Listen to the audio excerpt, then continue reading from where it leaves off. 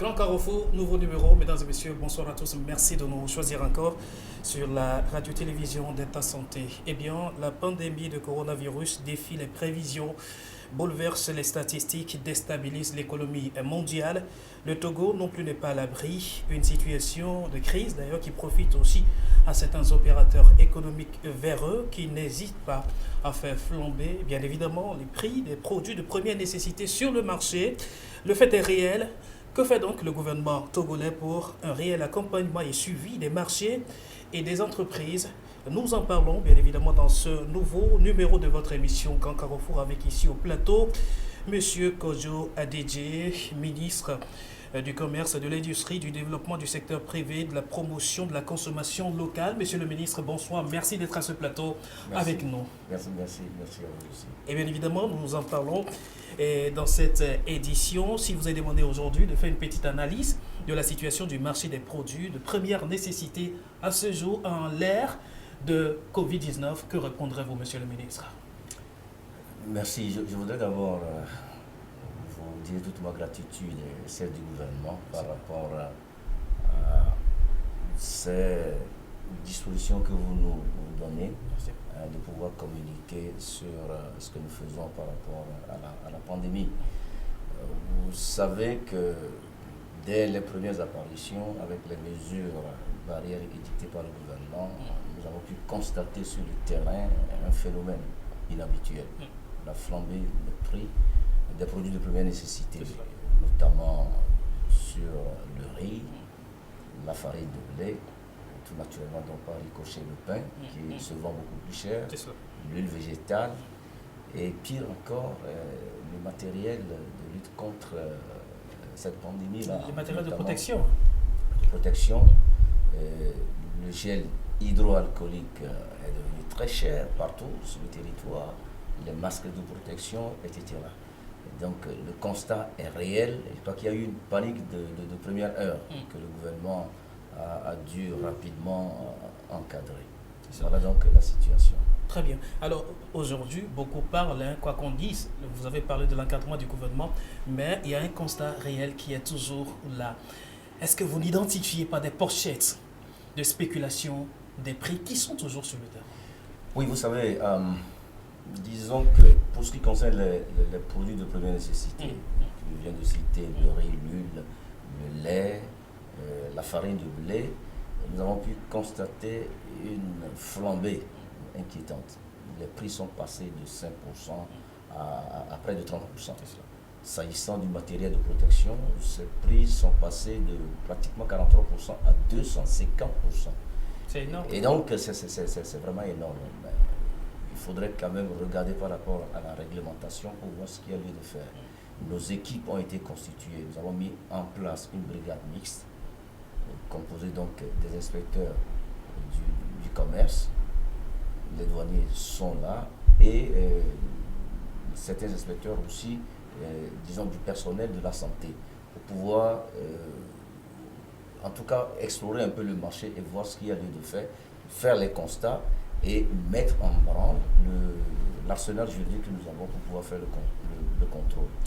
Je voudrais rappeler que le marché répond aujourd'hui à ce que nous appelons la loi de l'offre et de la demande.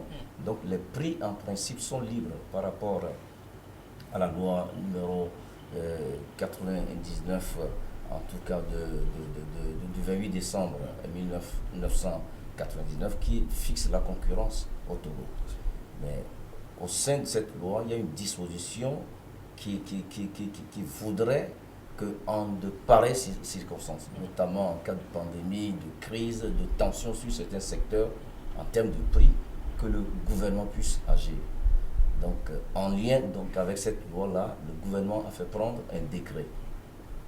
Un décret, le décret 2020-030 du 4 mai dernier, qui autorise le ministère du Commerce à encadrer les prix. Donc, un arrêté, un texte d'application de ce décret a été pris. L'arrêté numéro 17 du 5, vous voyez avec quelle agilité nous travaillons sur la question par rapport à l'impulsion que donne le chef de l'État pour pouvoir fixer ce prix-là.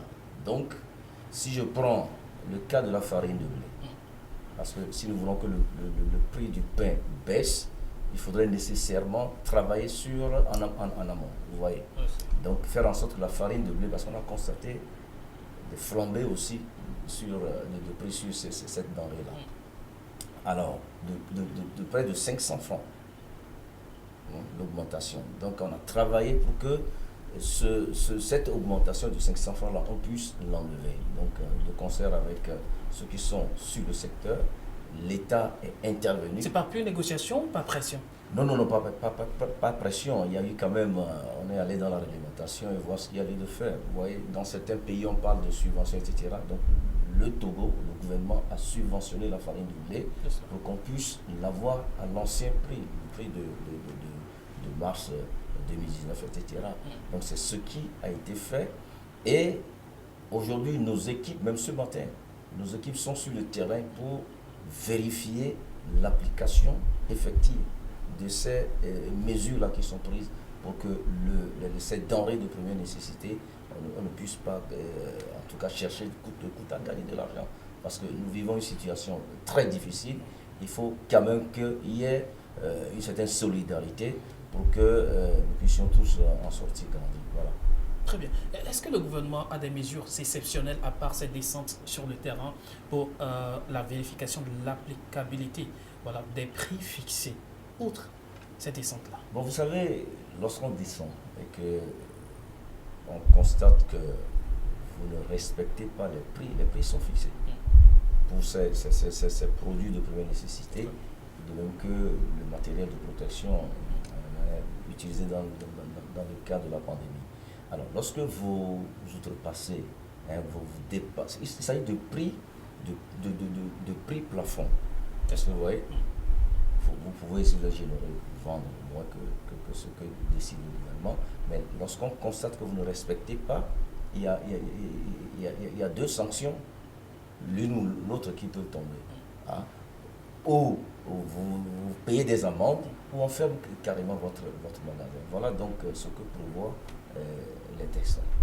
À ce jour, est-ce qu'il y a des entreprises ou alors des points de vente ou alors des opérateurs économiques qui sont déjà passés par les passoires de ces sanctions? Oui, tout à fait. Nous avons eu à fermer certains magasins et il y en a aussi qui ont payé des amendes.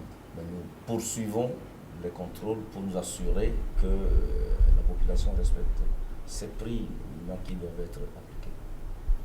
Alors, au niveau du gouvernement, en quoi cela rime lorsqu'il faut demander à tout prix que les prix fixés par le gouvernement soient respectés, alors que certains ne tirent pas forcément profit d'une manière d'agir du gouvernement directement et ils se disent qu'ils sont juste dans leur propre secteur? Non, je vais vous expliquer. Vous prenez le matériel de protection dans le cadre de la lutte contre la pandémie. Ce matériel, lorsque vous l'importez, vous ne payez pas des droits au cordon douanier. En fait, ça fonctionne à peu près comme une subvention. Il y a un renoncement volontaire du gouvernement. Je crois que le ministre, mon collègue, le ministre de l'économie et des finances l'a dit, il y a un renoncement volontaire. Le gouvernement dit, je veux rendre le produit moins cher sur le territoire et donc, à l'entrée sur le territoire, vous ne payez pas de droit de porte. Donc, c'est un accompagnement. Et les commerçants doivent répondre à cet accompagnement-là en permettant à ce que celui-là qui va acheter le produit, qu'il puisse l'avoir au juste prix, au prix fixé. Ces prix ne sont pas fixés au hasard. Nous avons tenu compte d'un certain nombre de paramètres. On a regardé un peu sur les différents secteurs. Nous avons fait aussi des comparaisons. Il y a un benchmarking qui a été fait au niveau des autres pays qui sont proches de nous, le Bénin, le Burkina. Vous allez au Burkina aujourd'hui, les masques, on sait à combien ils sont vendus, les masques de protection, vous voyez. Donc il y a ce travail qui a été fait. Si nous prenons le secteur de la farine de blé, vous voyez, il y a eu une subvention directe en amont opérée par le gouvernement pour rendre le prix en tout cas accessible, pour que nos populations ne soient pas obligées de consommer cher, c'est ça. Surtout en cette période de pandémie où l'économie est en train de prendre un coup. Très bien. Alors, monsieur le ministre, une sorte de spéculation, c'est aussi de stocker les produits et attendre que la population arrive à un niveau de besoin accru et les sortir. Et maintenant, à l'exigence, payer le prix à tout prix. Alors, vous parlez de prix. Est-ce que vous arrivez à vérifier aussi ces commerçants ou alors ces opérateurs économiques qui volontairement gardent les produits pour attirer l'attention? Donc, vous savez, il y a un travail qui a été fait en amont de façon inclusive avec les opérateurs économiques. Sur instruction du chef de l'État, nous avons vérifié les stocks des produits de première nécessité. Donc, nous savons à date quelle quantité d'huile végétale est disponible sur le territoire. Donc, du jour au lendemain, on ne peut pas nous dire, voilà, il n'y a plus d'huile végétale, il n'y a plus telle chose, pas de riz, pas du tout. Donc, c'est des stocks qui sont suivis. Et nous travaillons à ce qu'il existe ce que nous appelons des stocks tampons pour éviter de la pénurie. Bon, je crois que les Togolais sont remplis de compassion. Ils ne se livreront pas à ce jeu qui consiste à créer une pénurie artificielle sur le terrain pour pouvoir, en tout cas, entrer en spéculation et vendre plus cher. Donc, il y a une certaine solidarité que nous sentons et ça ne se fera pas. Bon, mais s'il y en a qui, là, vous faites gardent... Vous faites foi aux opérateurs économiques. Oui, tout à fait. Mais s'il y en a qui gardent par devers eux ces produits pour créer de façon artificielle de la pénurie sur le terrain, je puis vous rassurer que le gouvernement prend toutes les mesures pour que cela ne puisse se produire. Le produit sera disponible. C'est cela. Est-ce qu'il y a aujourd'hui un tableau de bord qui permet aux Togolais d'avoir une idée précise sur les différents prix, les produits que vous venez d'énumérer comme étant des produits de première nécessité? Aujourd'hui, quand un Togolais se lève et va sur Internet, voilà, le gouvernement a fixé le prix de ce produit à tel. Oui, je vous ai parlé tout à l'heure de cette habilitation que nous avons eue au niveau du ministère du Commerce, cette habilitation par décret qui nous autorise à encadrer les prix. Donc, en application de ce décret, il y a un arrêté qui est pris, l'arrêté numéro 017 du 5 mai, vous voyez, pour fixer ces prix-là. Donc, nous avons dans cet arrêté les différents prix qui sont supposés être appliqués sur le terrain. Et ça a été publié, je crois, au journal, en tout cas dans Togo Presse et puis d'autres journaux aussi. Nous avions également demandé que cela puisse être sur le site, il faudra qu'on vérifie. Mais ça a été publié. Donc, lorsque vous prenez aujourd'hui ces produits de première nécessité par secteur, vous savez à combien on va un sac de riz de tel kilo, etc., etc. Mais ce que nous précisons, c'est que celui qui voudra peut-être consommer du riz basmati, bon, il paie le prix. Nous n'avons pas encadré ces prix-là. Mais c'est les produits de grande consommation, la population en a besoin pour vivre. Ce sont ces produits-là dont nous avons eu par habilitation à encadrer les prix. Lorsqu'un Togolais se sent victime de ces flambées de prix par endroit, quelle réaction? Comment agir? Victime, nous avons donné des informations par rapport à cela. Vous pouvez vous plaindre au ministère pour que le ministère réagisse. Vous appelez. On est en train d'étudier la possibilité de mettre en place, en tout cas, un numéro vert qui pourra être utilisé gratuitement pour pouvoir aller à des dénonciations. Mais nous y travaillons. Pour l'instant, ce que nous faisons, c'est que nous avons une équipe au niveau de mon cabinet qui est sur ce dossier-là. Dès que cette équipe est saisie, eh bien, elle réagit. Il y en a qui viennent directement au ministère avec des factures. Nous avons nos méthodes de contrôle que nous ne pourrons pas exposer. Nous-mêmes, nous pouvons acheter, vérifier que les prix sont appliqués. C'est cela. Très bien, merci. Alors, monsieur le ministre, vous êtes aussi, bien évidemment, un ministre de la protection, de la promotion, de la production locale. De la consommation locale. De consommation locale, bien évidemment. Alors, en cette période de Covid-19, qu'est-ce qui est fait pour booster la production locale? Justement, merci pour cette belle question. Je crois que le Covid,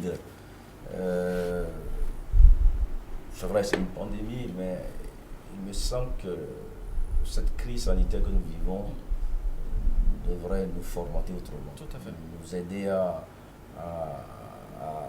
chercher de façon locale certaines solutions. Vous avez vu les masques de protection qu'on fabrique aujourd'hui à Lomé, en tout cas bien encadré par des chercheurs de l'université, la médecine, etc. Et nous encourageons donc la population à acheter ces articles qui sont fabriqués au Togo. Alors, nous travaillons également ce que certains produits obtenus localement, notamment le riz. Vous savez, nous avons des sites aujourd'hui qui nous permettent d'avoir du riz localement produit. Eh bien, nous avons travaillé avec certains supermarchés et ceux qui sont sur le secteur d'acheter en priorité ces riz-là. Et je me rends compte, ça c'est la petite histoire, j'aime bien le riz de Corbier. Malheureusement, vous allez aujourd'hui, vous n'en trouvez plus parce que tous se sont jetés là-dessus pour que ce riz-là, dont nous savons la provenance, vous voyez, on sait comment c'est obtenu, du riz naturellement parfumé qu'on puisse en consommer. Et je crois que la question de la promotion de la consommation locale, c'est une question sur laquelle nous travaillons il y a longtemps. La dernière semaine du secteur privé, il y a eu un panel qui n'a discuté que de ce sujet-là. Est-ce que vous voyez? Vous venez aujourd'hui au niveau du ministère, nous avons un rôle d'exposition avec des points de contact de tous ces produits qui sont obtenus localement et nous essayons de mettre ces producteurs en contact avec d'éventuels demandeurs. Les supermarchés également ont été en tout cas sollicités pour rendre disponibles ces produits-là. D'ailleurs, vous allez sur certains rayons maintenant dans les supermarchés, il est difficile de trouver certains produits importés. Donc je crois que nous sommes en train de travailler. Il y a une stratégie qu'on va clairement définir pour booster la promotion de la consommation locale. Mais je crois que la pandémie dans laquelle on s'est retrouvés tous nous force à aller plus de l'avant. Et c'est ce que nous essayons de faire. Très bien. Monsieur le ministre, cette question, parmi tant d'autres, c'est vrai que beaucoup de Togolais se demandent aujourd'hui. Il y a un moment, les prix ont été revisés sur les produits à la pompe, bien évidemment. C'est une très belle initiative à applaudir, mais les Togolais se disent, s'il n'y avait pas l'opportunité d'en faire mieux, de retrouver un litre d'essence, par exemple, à 400 francs, alors, sur quelle base essentiellement fixe-t-on et revise-t-on les prix des produits pétroliers à la pompe? D'accord, vous savez, il y a un mécanisme qui permet de fixer les prix des produits pétroliers. Nous avions précisé à l'époque que ce mécanisme, si on venait à l'appliquer, en principe, le super 100 tonnes ne devrait pas se vendre à 500 000 francs.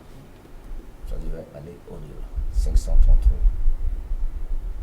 Vous voyez, plus cher que ce que nous avons mis. Donc, l'un comme dans l'autre, avec effet Covid, nous avions été instruits d'aller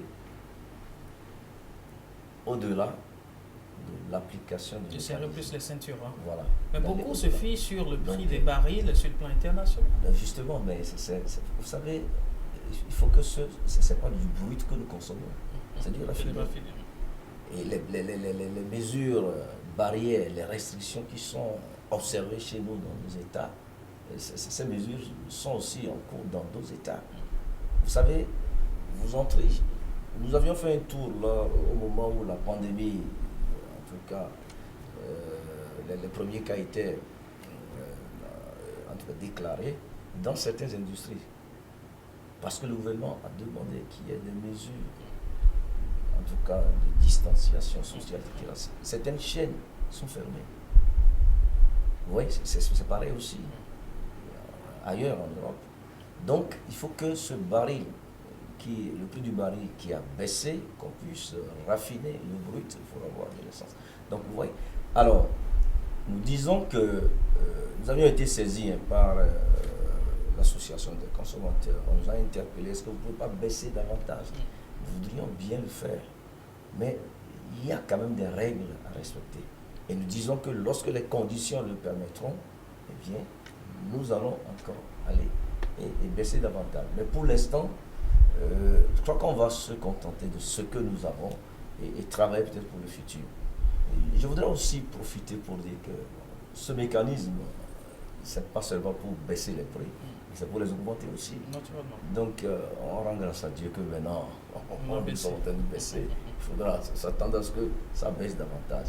Et que la population soit quand même rassurée que lorsque les conditions le permettront, nous irons leur proposer des prix à la pompe qui tiennent compte de la réalité internationale.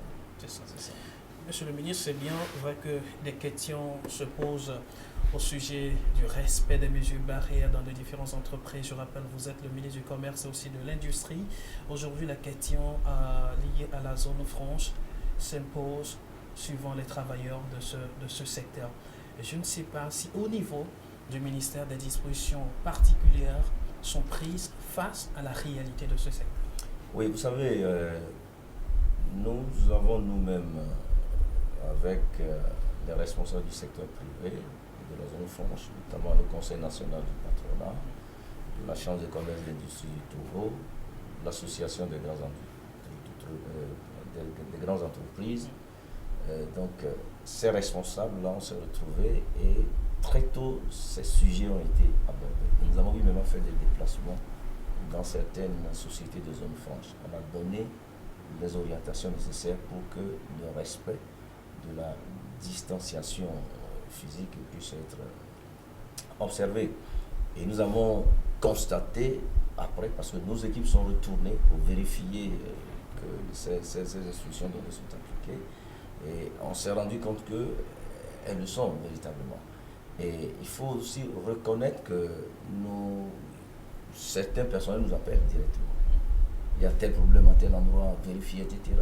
Nos équipes vont également. Parce que notre souci, et ça c'est important, nous ne cesserons de le dire, il vaut mieux ne pas tomber malade que de se retrouver à l'hôpital. À l'hôpital où mourir, tout simplement. Donc c'est une préoccupation et les responsables de la zone franche font des rondes, des visites inopinées pour s'assurer que les employeurs respectent ce que nous disons. Pour l'instant, on n'a plus été interpellé par rapport à cette préoccupation-là. Je crois que et employés et employeurs, tous sont concernés. Tous sont concernés. L'employeur doit vivre et il faudrait également que les employés aussi vivent. Je crois que il y a quand même une compréhension très poussée de cela. Très bien. Maintenant, ça va. Merci. Eh bien, monsieur le ministre, le président de la République vient de prêter serment dans un contexte fortement marqué de Covid-19. C'est historique, c'est exceptionnel. Aussi, l'événement l'a dit en toutes ses formes. Que dire de ce nouveau mandat marqué de Covid-19 de Fort Bercy? Moi, merci. Je pense qu'il n'y a pas de particularité. Nous avons célébré, comme vous le savez, le 27 avril en pleine pandémie. Ça a été fait aussi dans d'autres pays. Donc, on a prêté, le président de la République, son investiture s'est déroulée pendant la pandémie dans le strict respect des mesures barrières édictées par le gouvernement lui-même. Donc, je ne trouve pas personnellement de particularité par rapport à ce sujet. Mais tout ce que je voudrais dire, c'est que ce que nous voulons pour notre pays, c'est un gouvernement fort qui puisse protéger la population. Et ça, le gouvernement veillera. C'est cela. Quel Togo après Covid-19? Quel Togo après Covid-19? Le Togo que vous voulez. Donc je crois que le Togo, par rapport au plan national de développement 2018-2022, nourrit une très grande ambition. Vous savez, nous avons en 2 ans fait un bond spectaculaire en matière de climat des affaires. Et nous avons, grâce à Dieu, vécu des moments de sécurité, de paix. Ce que nous voulons pour notre pays, c'est la consolidation de tous ces acquis-là. Nous nous projetons dans l'avenir pour atteindre une certaine émergence et permettre à ce que les jeunes et les femmes puissent trouver du travail. Je crois que ces chantiers qui sont ouverts sous la houlette du chef de l'État vont être poursuivis. Et nous sommes certains que, vu la détermination des femmes togolaises, des hommes togolais, ensemble, nous gagnerons ce pari. Voilà ce que je voulais dire. Très bien. Qu'est-ce qu'il y a lieu de dire aujourd'hui aux Togolais qui nous suivent en ce moment, qui comprennent que le gouvernement a pris des mesures strictes et responsables pour défendre leur prix selon leur bourse? Je commencerai par dire que nous présentons toujours nos condoléances à nos frères et sœurs qui ont perdu un parent, un proche avec cette maladie inattendue qui frappe la planète tout entière. Que Dieu apaise leur cœur. Nous avons fait preuve de solidarité et de discipline. Nous demandons à nos compatriotes de continuer de jouer la solidarité, d'être plus disciplinés pour que rapidement nous puissions sortir de cette pandémie et nous tourner résolument vers ce qui nous attend, du travail qui a franchi. Voilà. Monsieur le ministre, merci. Merci à vous. Je rappelle, vous êtes le ministre du Commerce, de l'Industrie, du Développement du secteur privé, de la promotion de la consommation locale, Monsieur Kojo Adidje, qui est donc passé dans cette émission Un Grand Carrefour. À très bientôt. Merci beaucoup. Merci à vous également, chers téléspectateurs. Merci d'avoir suivi cet entretien. Restez avec nous sur la radio-télévision d'État Santé.